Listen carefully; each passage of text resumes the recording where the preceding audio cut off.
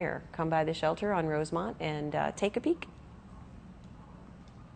Our next guest is Cinnamon. And Cinnamon is a beautiful female brown tabby cat. She's about 2 or 3 years old, and her family gave her up because of someone with allergies in the household. And while on the one hand, you can deal with allergies, mild allergies, in many ways, using hardwood and tile floors, taking plants and fabric drapes out of the house, replacing with window blinds. If you have asthma, or if your allergy symptoms will affect your sleep, you really have a hard time making that work.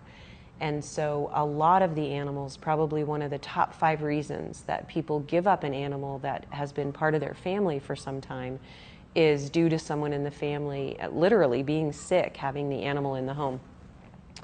So while we do understand people who are allergic who still love their pets and get an allergist and make it work, it is definitely something we encourage you to consider prior to adoption.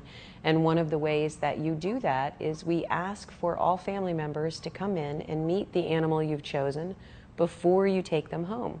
And that can help you to determine if anyone is particularly sensitive to that animal, because surprisingly, you could be allergic to one cat and not another cat.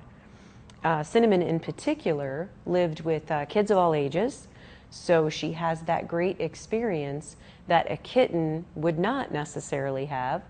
And so it can be good when you're coming in to choose a pet for your family to look through the profiles.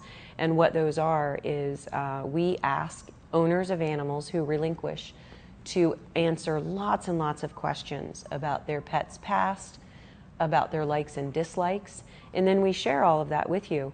So sometimes if you arrive thinking of getting a pet, you go back to the adoption floor and you find an adorable one, then you'll come up front and read the profile and find out that he or she might not be a good match. So what you can do is come in anytime that we're open and check through the profiles of the animals before you go back, and have in mind, we can give you a pen and paper. You can make a little checklist of animals in particular that you would like to meet, especially this time of year, because we have over 100 animals in the shelter, and that we also have another bunch of animals in our foster homes. And that means that it can be overwhelming. So you go back to the adoption floor and realize there's so many to choose from.